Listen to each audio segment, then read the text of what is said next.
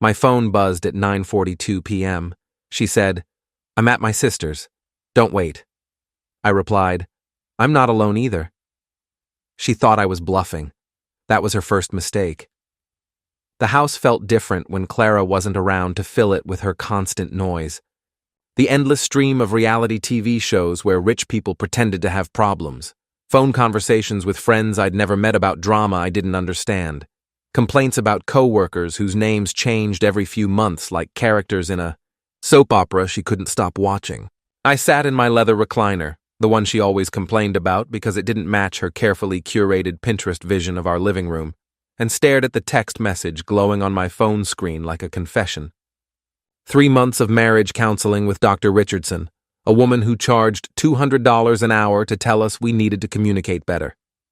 2 years of increasingly distant conversations that felt like business meetings between strangers who happened to share a mortgage. 18 months of sleeping in the same bed while living completely separate lives, passing each other in hallways like polite roommates who split utilities but never shared meals. And this is what it came down to.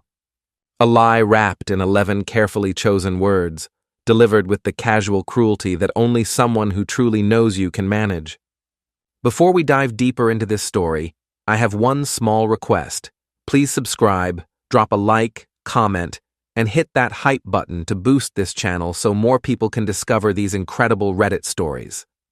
I'm Ethan Pierce, 38 years old, and I install security systems for people who don't trust their neighbors, their employees, their housekeepers, or their own family members.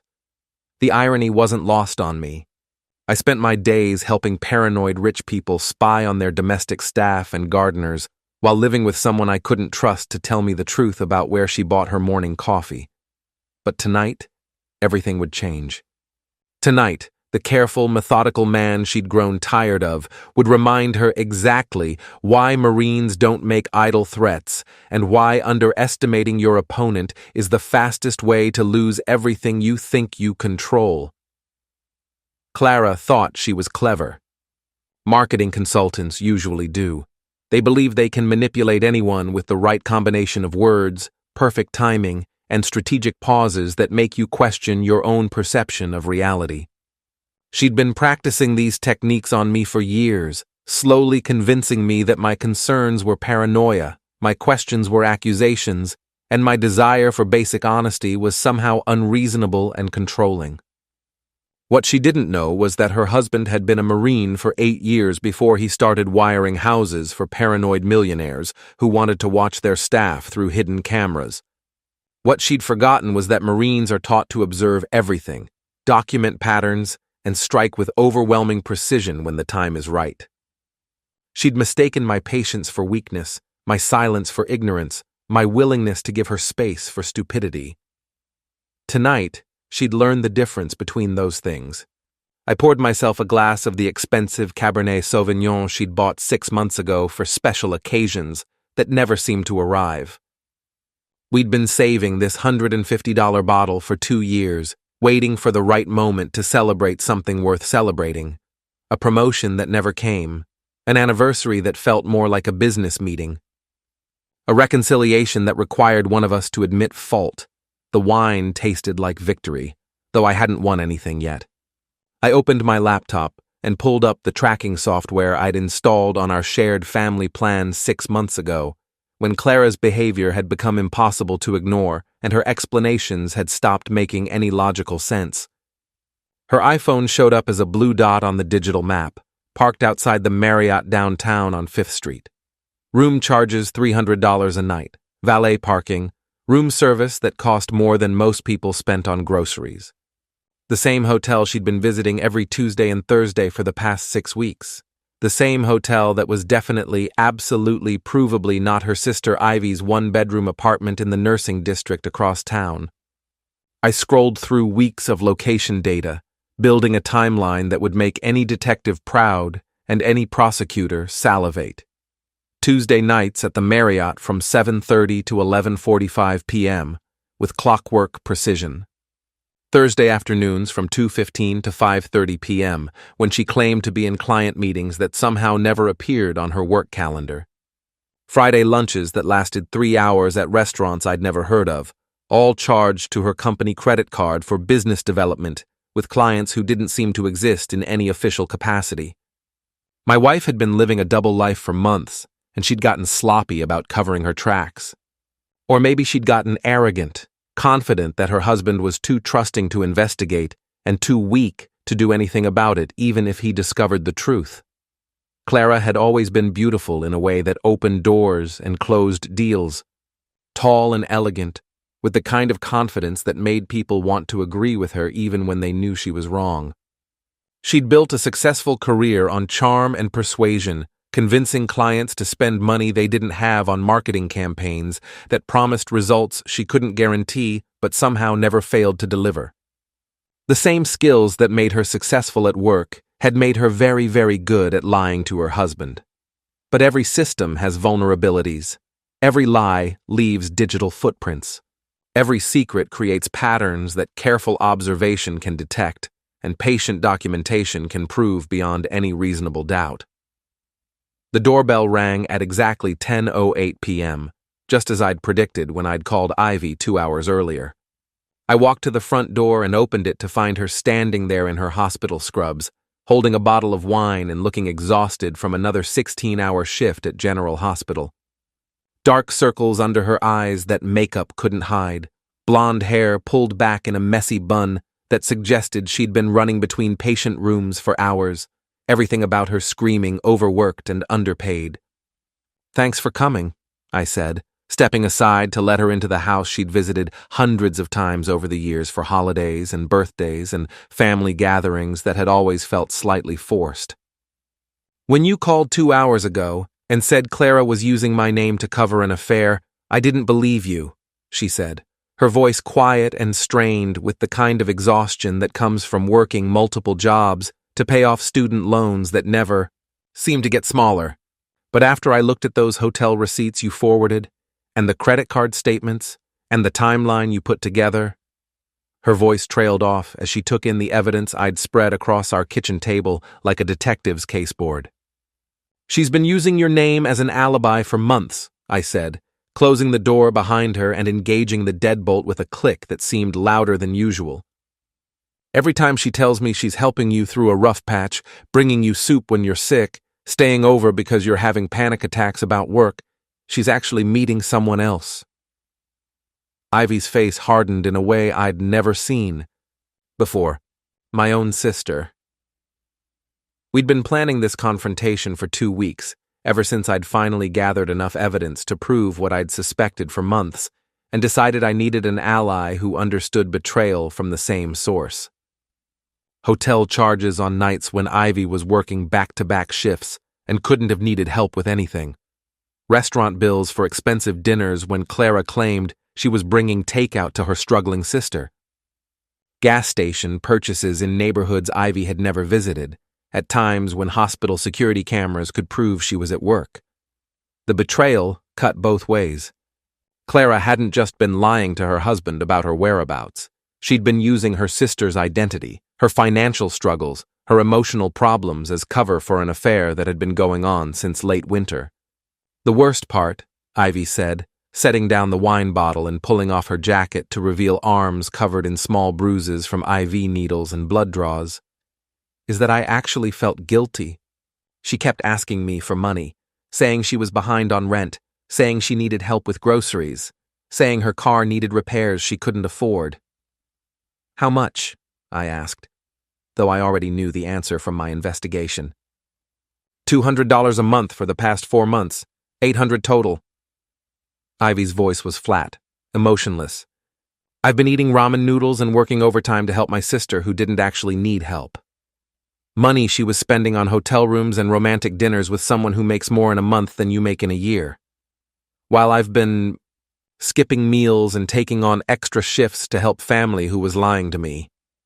I handed Ivy one of my old Marine t-shirts, navy blue with faded yellow letters across the chest that read Semper Fi in block capitals. "Put this on. Leave your jacket on the couch where she'll see it when she walks in. Make sure the wine glasses are visible from the front door. You really think she'll come home early? Trust me. Clara can't stand losing control of any situation. The moment she thinks I'm not sitting here alone, waiting for her like a faithful dog, she'll panic and come running home to reassert her dominance and figure out what threat she's facing. We opened both bottles of wine and sat in the kitchen where the lighting was best and the surveillance cameras had the clearest angles. Ivy looked around the house she'd visited for holidays and family gatherings, seeing it differently now that she knew what her sister had been doing here. The expensive furniture Clara had insisted on buying with money from bonuses I'd never seen her actually earn. The artwork that cost more than Ivy made in 2 months of nursing shifts. The designer kitchen appliances that were never used because Clara preferred to eat at restaurants that charged $50 for entrees. The lifestyle that had always seemed slightly beyond our means, but that Clara somehow managed to afford through mysterious consulting work and freelance projects that never seemed to have actual clients or deliverable results. "How long have you known?" Ivy asked, taking a sip of wine that probably cost more than her weekly grocery budget. "Officially, 2 months. That's when I installed the GPS tracking on her phone and started documenting everything systematically. Unofficially, I've been watching her patterns since January. New perfume that I didn't buy her and couldn't afford. Phone calls she takes in the bathroom with the water running. Sudden interest in working late on projects that supposedly don't exist in her company's database.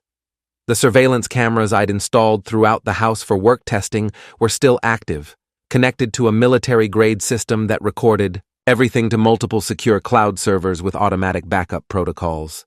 I'd been documenting Clara's behavior patterns for weeks, not for divorce court, but for something much more satisfying and permanent. Clara prided herself on being smarter than everyone around her, on being able to manipulate any situation to her advantage through charm and strategic lying. She'd built her entire adult identity around being the person who could talk her way out of anything, who could make anyone believe whatever version of reality served her purposes. Tonight, she'd learn the difference between being clever and being intelligent, between thinking you're in control and actually understanding what's happening around you. My phone buzzed with another text message. Clara again. "Where are you? Your car is in the driveway, but all the lights are off downstairs." I showed Ivy the message. "She's panicking." She probably drove by the house to check if I was actually here, saw the unusual lighting pattern, and realized something was different. Good. Let her panic for once instead of everyone else. I typed back carefully. "In the kitchen. Drinking wine with a friend who needed someone to talk to tonight. Don't hurry home on my account. Take all the time you need with whatever you're doing." The response came immediately, faster than someone should be able to type while driving. "What friend? You didn't mention anyone was coming over. I don't like surprises." Instead of replying, I set the phone on the counter where Ivy could see the screen. Let Clara's imagination fill in the blanks. Let her wonder who I was with, what we were talking about, whether her carefully constructed network of lies was finally collapsing under the weight of its own complexity. Ivy and I had spent hours over the past 2 weeks going through Clara's phone records, credit card statements, social media activity, work calendar, and GPS logs. The picture that emerged was of a woman living 2 completely different lives with surgical precision and sociopathic attention to detail. The devoted wife who complained about working late and having to attend boring client dinners while secretly meeting her lover at expensive restaurants that charged more for appetizers than most people spent on entire meals. The caring sister who borrowed money for rent and medical emergencies that never actually happened while spending thousands on designer clothes and spa treatments. The dedicated employee who claimed to be bringing in major new clients while actually conducting a romance with someone who was supposed to be paying her company for legitimate consulting services. "She's been stealing from her company," Ivy said, looking through the receipts I'd organized across our kitchen table in chronological order. Personal expenses charged to corporate accounts, hotel rooms, dinners, weekend trips, jewelry, clothes. It's not technically embezzlement because she's been calling it client entertainment and business development, but it's definitely fraud that could result in criminal charges. And the money she borrowed from me for her supposed financial emergencies? Gambling debts would be my guess. Or shopping sprees she couldn't explain to me. Or maybe just funding a lifestyle that looked successful and sophisticated to her lover while her actual husband paid all the real bills. At exactly 10:25, headlights swept across the living room window, moving too fast and at the wrong angle for someone who was in control of their emotions. A car door slammed with enough force to wake the neighbors 3 houses down. The automatic porch light triggered, illuminating Clara's BMW parked crooked in the driveway, one wheel on the grass, like she'd been driving with shaking hands and poor judgment. She came home early, I said, exactly as I'd predicted 2 hours ago when I'd called Ivy. Ivy smiled for the first time all evening. Let's see how good she is at thinking on her feet when she's not controlling the narrative. When Clara burst through the front door, mascara streaming down her cheeks in dark rivers, she wasn't angry. She was terrified. The door hit the wall with enough force to rattle every picture frame in the hallway and send our wedding photos jumping against the glass. She stood frozen in the doorway for several long seconds, taking in the scene before her like a detective arriving at a crime scene where she was simultaneously the victim and the prime suspect. Her eyes moved systematically from Ivy sitting at our kitchen table wearing my old marine t-shirt, to the 2 wine glasses on the counter with lipstick traces on the rim, to the documents spread across the surface like evidence cards in a murder trial, to my calm expression as I leaned against the counter like a man who had been expecting this exact moment for weeks. The grandfather clock in the hallway ticked loudly in the sudden silence. The refrigerator hummed in the kitchen. Somewhere outside, a neighbor's dog was barking at shadows or threats only it could perceive. But inside our house, 3 people who had been lying to each other for months were finally about to face the truth at the same time. "What is this?" Clara's voice cracked on the last word, higher and more strained than normal, carrying the kind of panic that comes when carefully constructed lies start collapsing faster than you can rebuild them. I stayed perfectly calm, leaning against the kitchen counter with my wine glass half empty, watching her try to process what she was seeing and figure out how to spin this situation to her advantage. This was Clara's greatest skill and her defining characteristic, taking any scenario, no matter how damaging to her, and finding a way to make herself the victim, the hero, or at minimum, the person who shouldn't be blamed for whatever had gone wrong. "How was Daniel?" I asked conversationally, like I was asking about her day at the office or whether traffic had been heavy on her drive home. Her face went white so quickly, I thought she might actually faint. The color drained from her cheeks, her lips, even her earlobes, leaving her looking like someone who'd just received terminal medical news. She grabbed the doorframe for support, and I noticed her hands were shaking badly enough that her car keys were making tiny metallic clinking sounds against each other. "I don't know what you're talking about," she said, but her voice lacked any conviction whatsoever. It was the voice of someone who knew they'd been caught, but hadn't yet figured out how much evidence existed against them, or how long they'd been under surveillance. Ivy stood up slowly, deliberately, like a predator that had been waiting patiently for exactly the right moment to strike with maximum effect. She'd changed out of her hospital scrubs and into my t-shirt, but she still looked exhausted in a way that went far beyond physical tiredness. This was emotional exhaustion, the kind that comes from working multiple jobs to survive while your sister borrows money she doesn't need to fund a lifestyle she can't afford with someone she's lying about.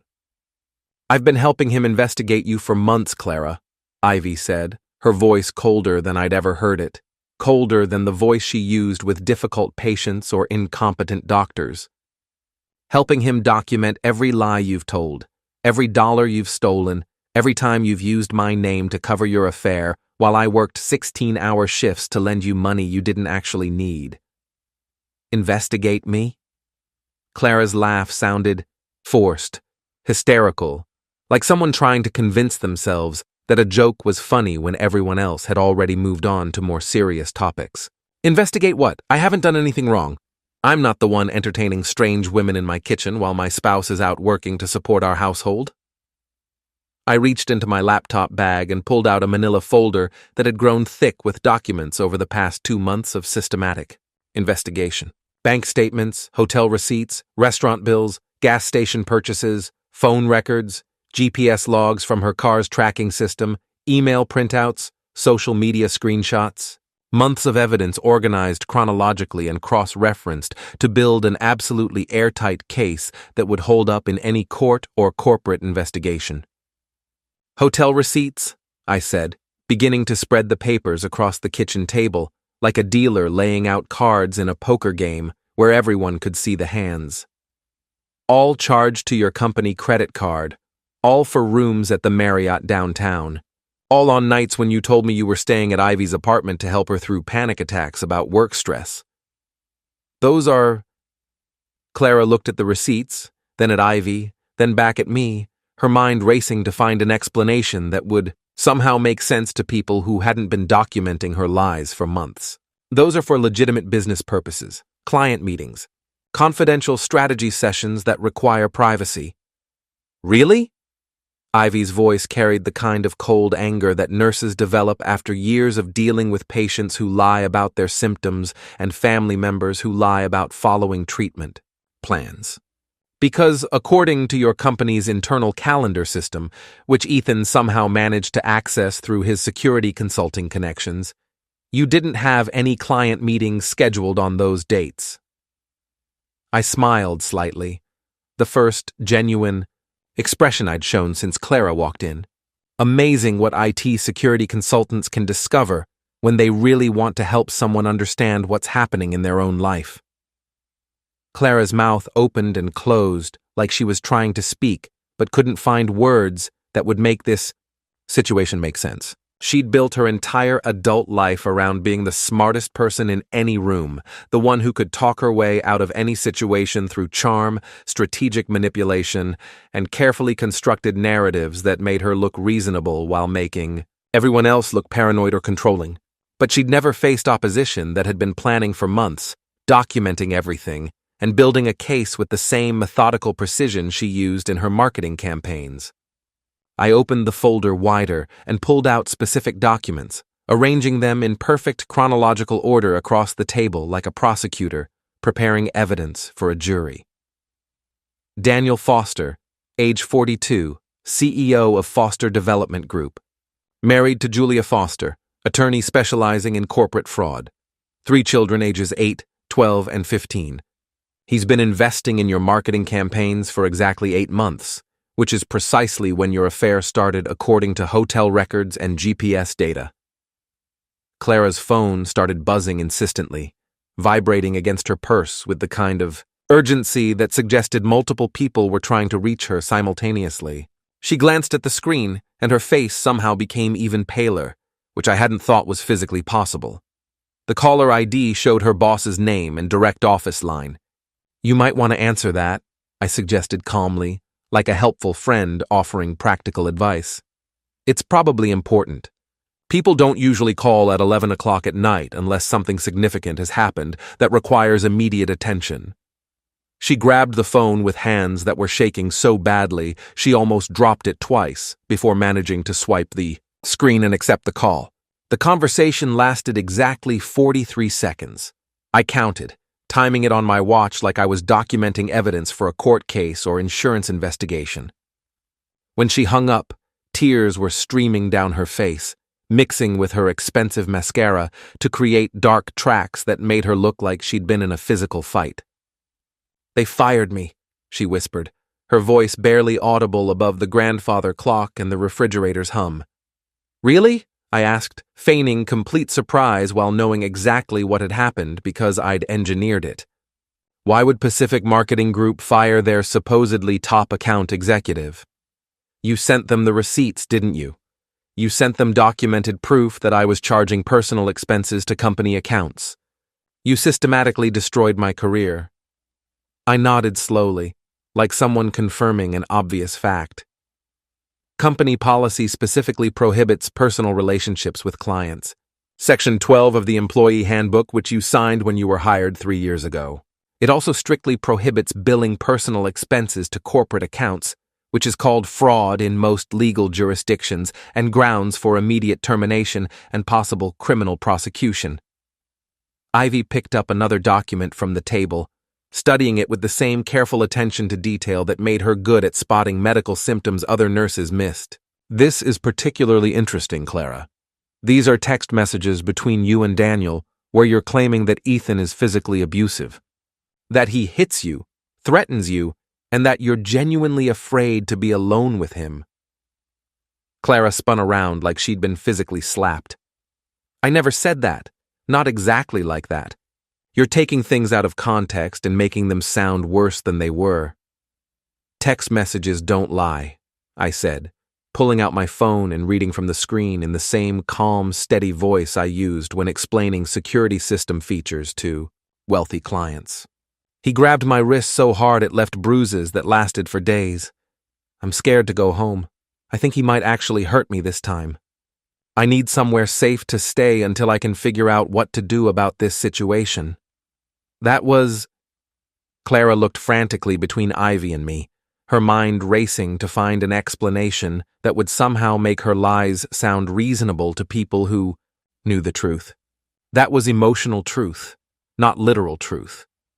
You make me feel unsafe with your constant questions and accusations and demands for explanations.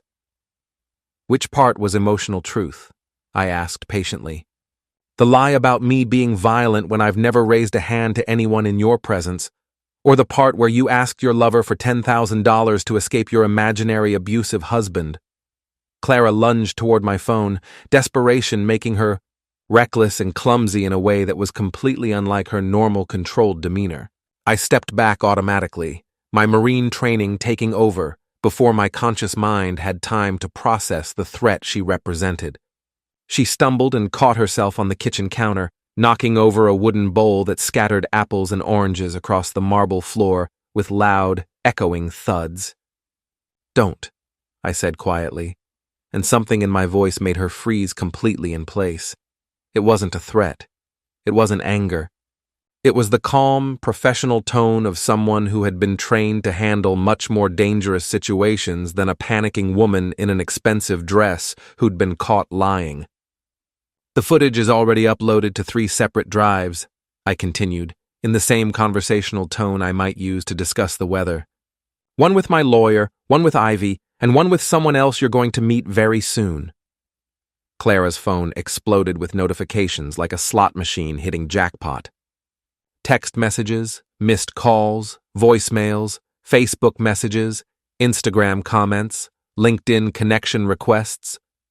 She stared at the screen like it was showing her a cancer diagnosis or court summons. "What did you do?" she asked, her voice rising to nearly a scream that echoed off the kitchen walls. "What did you send them? Who did you tell? How many people know?" "I gave you exactly what you said you wanted," I replied calmly, like someone explaining a business transaction. "Freedom, independence, the chance to be with Daniel without having to sneak around and lie to everyone about it." She scrolled through her messages frantically, her breathing getting faster and more shallow with each new notification. Daniel's wife had found evidence and was asking pointed questions. Clara's mother had received copies of hotel receipts and restaurant bills and wanted detailed explanations. Her college friends were forwarding gossip and rumors they'd heard from mutual acquaintances. Her former boss had already started the paperwork to prosecute her for expense account fraud and possible embezzlement. "You destroyed my life!" she screamed, her voice echoing off the kitchen walls loud enough to wake the neighbors and probably violate noise ordinances. "You systematically destroyed everything I worked for, everything I built, everything I cared about." "No," Ivy said, standing up from the table with the kind of controlled anger that comes from months of suppressed betrayal and financial sacrifice. "You destroyed your own life. He just made sure everyone could see what you'd been doing to people who trusted you and cared about you." Clara looked back and forth between us, her eyes darting around the room like a trapped animal searching desperately for an escape route that didn't exist. For the first time in her adult life, she realized she was facing opposition that had been coordinating against her, documenting her mistakes and planning for this exact confrontation. "You've been spying on me," she said, her voice barely above a whisper, like someone who'd just realized they'd been under surveillance by people they'd trusted. "You've been tracking my phone, reading my emails, following me around like some kind of stalker." "I've been paying attention," I corrected. "There's a significant difference. Spying implies you were being careful, and I had to work hard to discover your secrets. You've been leaving evidence everywhere like you wanted to get caught." "Evidence of what? Love? Of finding someone who actually makes me happy?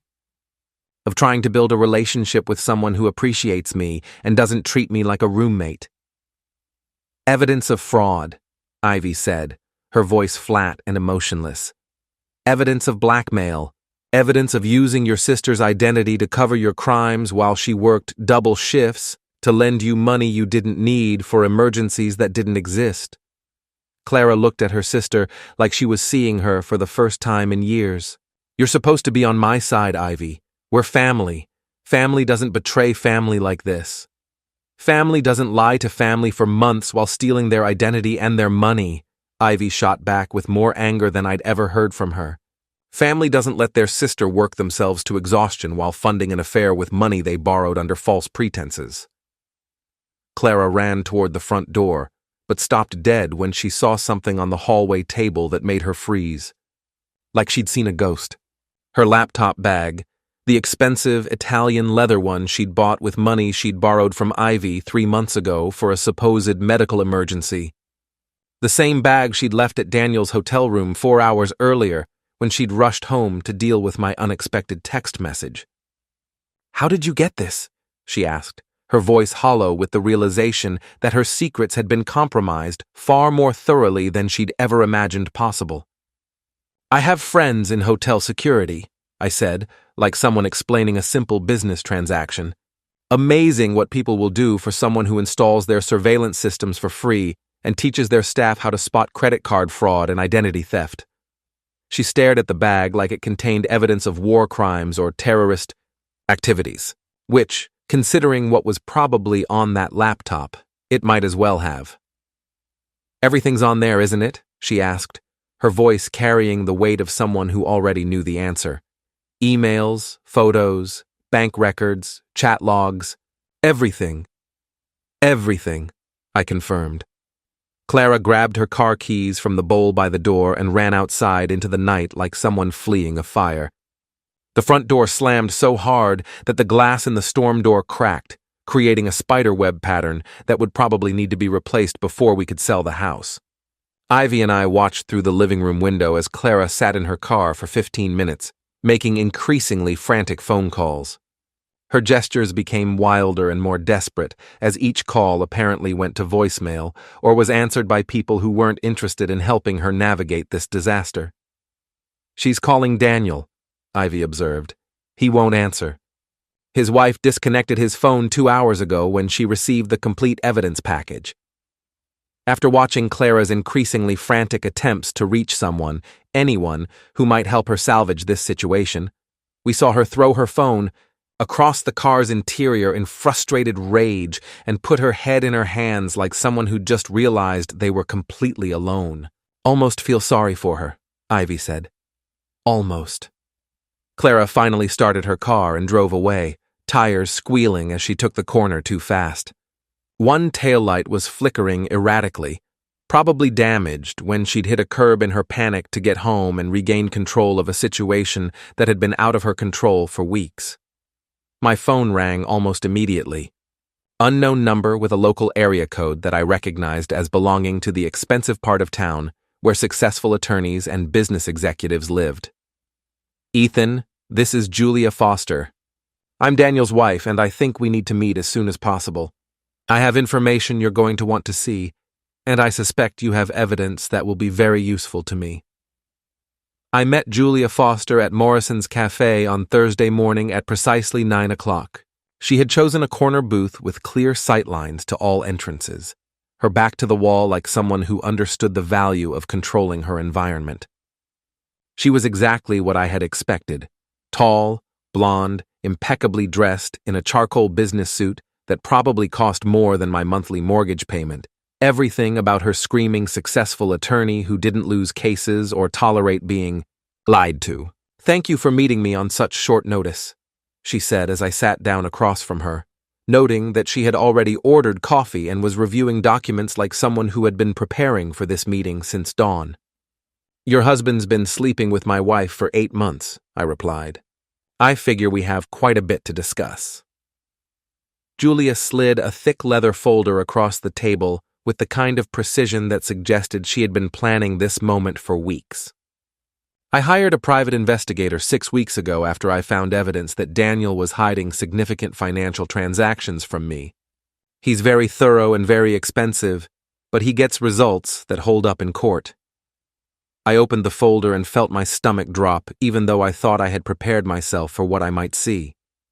Clara and Daniel, holding hands outside restaurants I couldn't afford on my security technician salary, kissing in parking garages like teenagers, entering hotel rooms together with the familiarity of people who had done this many times before. Shopping for jewelry at stores where a single bracelet cost more than I made in a month. My wife looked genuinely happy in these photographs, laughing and smiling in ways I hadn't seen in our house for over 2 years. She looked like a woman in love, which might have been touching if the man she was in love with wasn't married to someone else and funding their relationship with money that belonged to his family. "How long have you known?"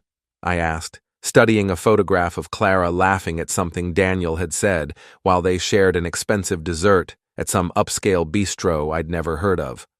"Officially? Since March, when I found a receipt for women's lingerie that I'd never seen Clara wear. Expensive lingerie from a boutique that specializes in items for special occasions. Unofficially? Daniel's been acting strange since Christmas. New cologne, working late, business trips that didn't match his official calendar, sudden interest in fitness and expensive clothes." I showed Julia the evidence I'd collected over the past months.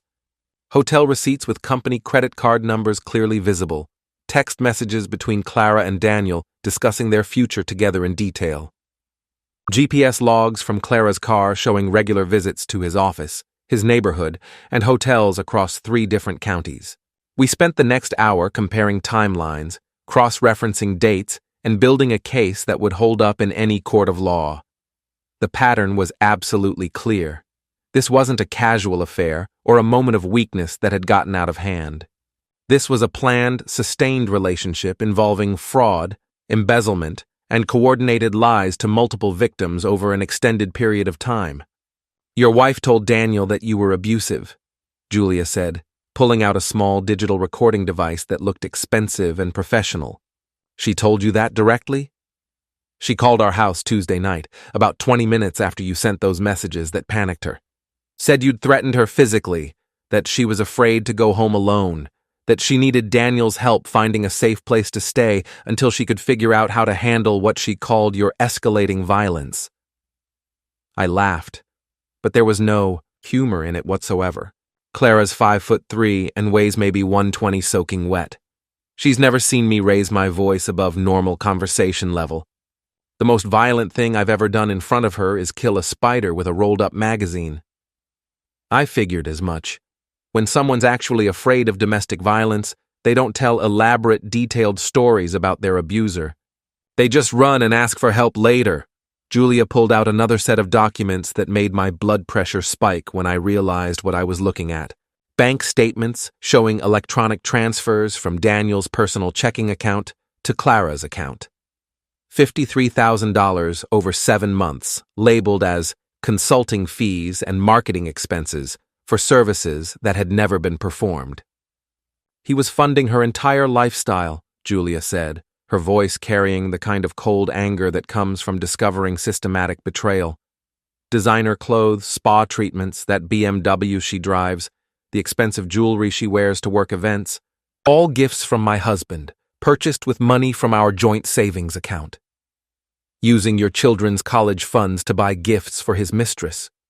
Using our retirement savings, our emergency fund, our kids' education money, the inheritance from my grandmother.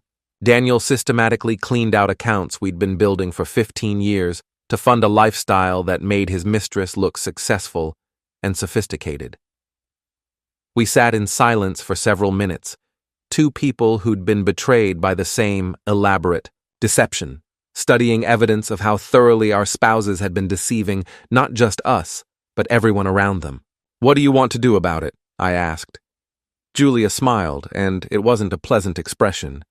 It was the smile of someone who had decided that polite, private divorce proceedings were insufficient for the level of humiliation and financial damage she had suffered. "I want them to face consequences. Real ones. Public ones. The kind that follow you for years and affect every job interview, every loan application, every time someone Google searches your name." She explained her plan with the kind of methodical detail that made it clear she had been thinking about this for weeks. Daniel's company was hosting their annual charity gala next Saturday night at the Riverside Hotel. 500 guests, including major clients, business partners, city council members, and local media representatives. Clara would undoubtedly be there as Daniel's marketing consultant, probably wearing another expensive dress he'd bought her with Julia's money. "I can get you in," Julia said, "as my guest. Daniel won't suspect anything because I attend these events every year as his wife, and he's been so focused on Clara lately that he's stopped paying attention to what I'm doing." "What do you have in mind?" "You install security systems for a living. I assume that includes audio and video equipment?" I nodded. "Daniel's giving the keynote speech about corporate responsibility and family values. Something about how successful businesses are built on trust and integrity and maintaining the highest ethical standards. I think the audience would be very interested in seeing what those values look like when applied to his personal life." We spent the next 3 hours planning every detail with the precision of a military operation. Julia would handle the guest list, the seating arrangements, and gaining access to the hotel's audio-visual system. I would provide the technical equipment and operate the presentation. We'd coordinate everything through encrypted messaging apps and burner phones, treating this like the psychological warfare it essentially was. "There's one more thing you should know," Julia said as we prepared to leave. "Your wife's been escalating her demands over the past week. She's moved beyond asking for money and emotional support to making explicit threats about what happens if Daniel doesn't leave me for her. Blackmail? She calls it helping him see what's really important in life. I call it extortion." Julia handed me the recording device she'd been using. "She called our house again yesterday morning while Daniel was at work. Listen to this." Clara's voice came through the speaker, sweet and threatening at the same time, like poisoned honey. "Daniel needs to make a decision, Julia. Either he files for divorce by Friday and commits publicly to building a real future with me, or I tell everyone about our relationship, including his business partners, his clients, and your children." "She doesn't know about Saturday's event yet," Julia said. "She will soon. I'm going to invite her personally and make sure she understands this is her chance to go public with their relationship." I drove home thinking about Clara's rapid escalation from adultery to fraud to extortion in less than 3 months. My wife, who couldn't successfully negotiate a restaurant bill without getting flustered and asking for help, was now threatening a businessman worth $8 million and his attorney wife. The house felt empty when I arrived, not just quiet, but hollow. Clara had been back while I was meeting with Julia, taking most of her clothes, her jewelry, and anything else she could carry in 2 large suitcases. She'd left behind the wedding photos, the anniversary gifts, and any pretense that our marriage had been real or meaningful to her. But she'd also left behind her backup laptop, the one she thought I didn't know about because she kept it in a locked file cabinet in the spare bedroom. The one containing emails, financial records, and evidence of activities that would interest both the IRS and her former employer's fraud investigation department. My phone buzzed with a text from Clara. "We need to talk immediately. This has gone too far and innocent people are getting hurt." I replied, "Saturday, Morrison's Cafe, 7 p.m. "Why Saturday? Why not right now, when we can still fix this?" because Saturday night you'll understand exactly how far this has actually gone. I spent the rest of the week preparing for what Julia and I had planned. We tested audio equipment, synchronized video files, and rehearsed our timing until we could execute the plan without thinking about it. By Friday afternoon, everything was ready. Clara had absolutely no idea what was coming for her. Neither did Daniel.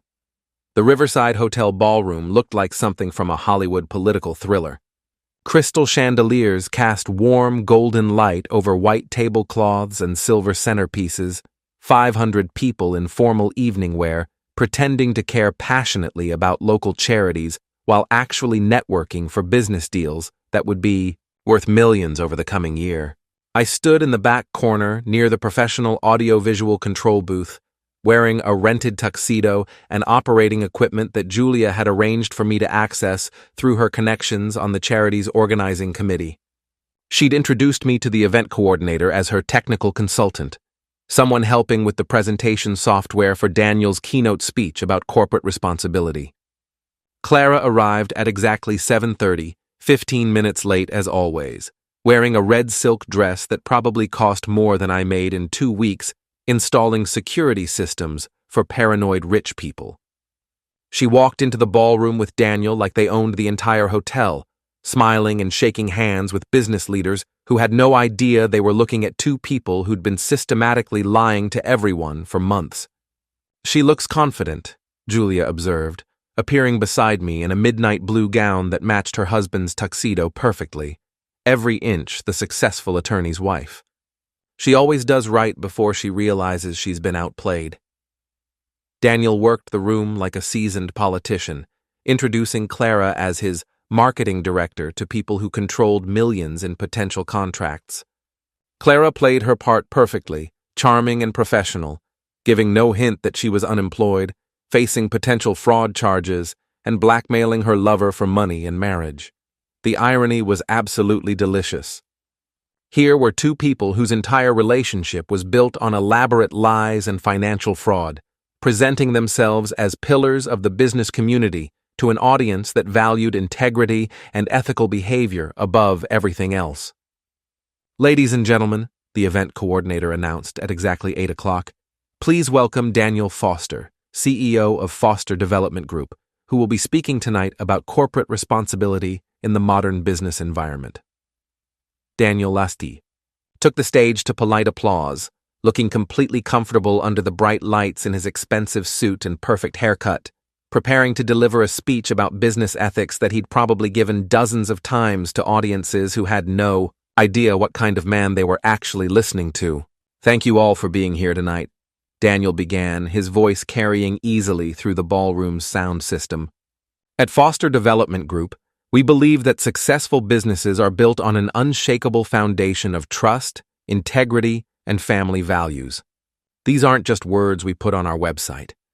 They're the principles that guide every decision we make, every contract we sign, every relationship we build." The audience nodded approvingly, business leaders and community members who had built their own success on similar principles. Clara beamed from her table near the front, probably imagining herself as the future Mrs. Foster, presiding over events like this for years to come as the wife of a respected businessman. "Tonight, I'd like to share with you a multimedia presentation about the values that guide our company and our unwavering commitment to the community we're privileged to serve," Daniel continued with the smooth confidence of someone who had never faced serious opposition. This was my cue. I switched on the projector and started the slideshow Julia and I had prepared with obsessive attention to detail. The first few slides showed Daniel's company logo, mission statement, and examples of their charitable work in the community. Normal corporate presentation material that made the audience settle back in their chairs, expecting 20 minutes of typical business rhetoric. Then the slides changed. Slide 4. A high-resolution photograph of Daniel and Clara entering the Marriott Hotel together, holding hands like lovers. Date stamp clearly visible in the bottom right corner, March 15th, 2:30 p.m. The audience murmured like a distant storm approaching. A few people leaned forward in their seats, trying to understand what they were seeing. Clara's face went white as she recognized the photograph and realized what was happening. Slide 5. Daniel and Clara kissing passionately in the parking garage behind his office building, her hands tangled in his hair. Date stamp, April 3rd, 12:45 p.m. The murmurs got louder, spreading through the ballroom like wildfire.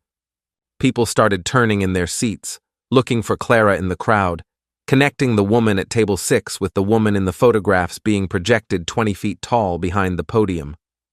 Daniel stopped talking mid-sentence, his mouth hanging open as he stared at the images of his affair being broadcast to 500 people who controlled his professional reputation. What is this? This isn't my presentation. Someone stop this immediately. Technical difficulties, I called out from the back of the room in a calm, helpful voice. Just a moment, sir. We'll have this sorted out. Slide 6.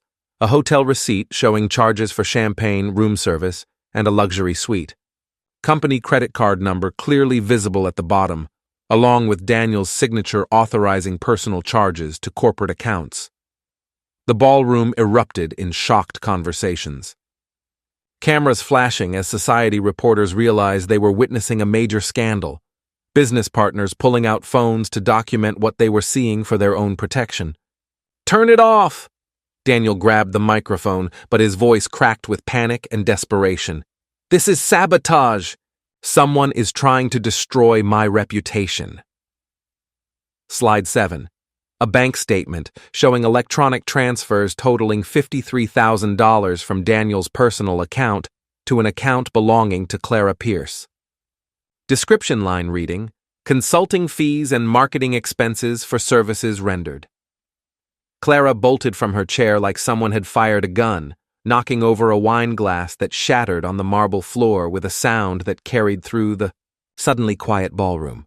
But Julia was waiting by the main exit, flanked by 2 hotel security guards who'd been briefed on the situation and were prepared to prevent anyone from leaving until this presentation was complete.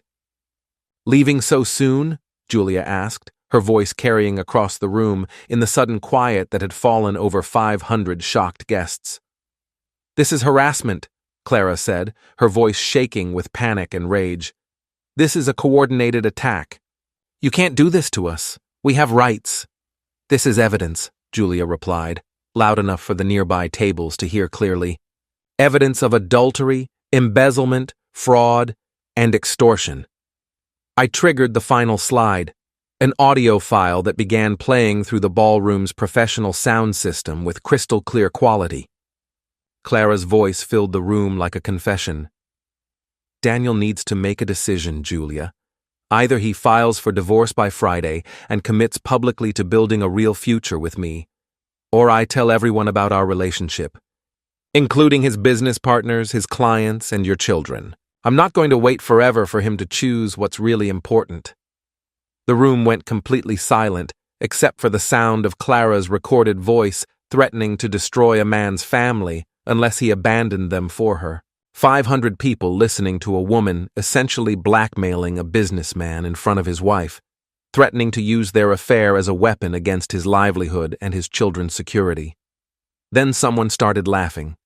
A harsh, bitter sound from one of Daniel's major business partners, who had apparently just realized how thoroughly he'd been deceived by someone he'd trusted with millions in contracts. Then someone else joined in with the kind of laughter that comes from recognizing absurd audacity. Within seconds, half the ballroom was laughing at the woman who'd tried to extort money and marriage from a married businessman, while stealing from his family and lying to her own husband about everything from her work schedule to her financial needs. Clara looked around the room with growing horror, realizing that everyone who mattered in our small coastal town now knew exactly what she'd been doing for months. Business leaders, community organizers, society reporters, charity board members. People who controlled jobs, social standing, and reputation in ways that would follow her for years. "You're all witnesses," she said desperately, her voice carrying across the silent ballroom. "Ethan planned this attack. He's obsessed with destroying me because he can't accept that our marriage is over. He's trying to ruin my life out of spite." "Really?" Julia pulled out her phone and played another recording for the room to hear. Because according to this voicemail you left yesterday morning, you're the one making threats. Clara's voice again, even clearer this time. If Daniel doesn't leave Julia by Sunday and make a public commitment to our future together, I'm sending copies of our private photos to every client his company works with.